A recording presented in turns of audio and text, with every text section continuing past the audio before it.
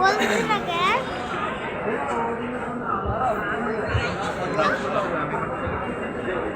এটা কি প্রজেক্ট এটা?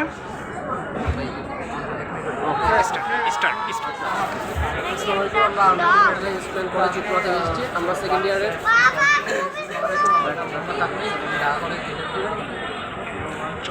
আমাদের প্রজেক্টের নেম হচ্ছে সিমিলটানের বুস্টার ডিভাইস।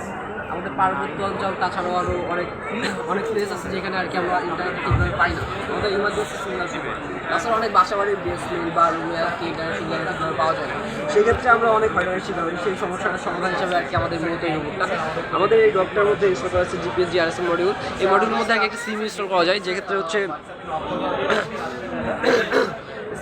ইনস্টল করা যায় যেক্ষেত্রে যার মাধ্যমে আর কি আমরা ইন্টারনেটটা বুস্ট করবো। সেই ইন্টারনেটটা আমরা রিসিভ কীভাবে করবো, সেই ইন্টারনেটটা আমরা ফোনের ওয়াইফাইয়ের মাধ্যমে রেগুলার ওয়াইফাই যেভাবে কানেক্ট করি সেভাবে কানেক্ট করতে পারবো।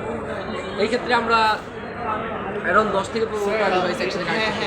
আমরা যদি আরও আমাদের বাজেট আরও বেশি আমাদের বাজেট যদি আরও বেশি করি সেক্ষেত্রে আমাদের কোয়ালিটিতে হচ্ছে বিটা আরও বৃদ্ধি করতে পারবো।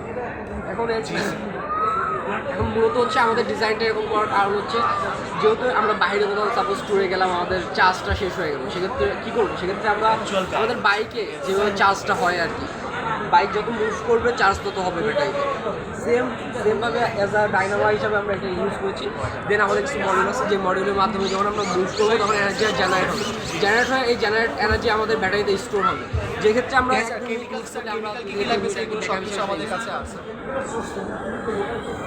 আচ্ছা ঠিক আছে ভাই, ধন্যবাদ আপনাদের। বাংলাদেশের যে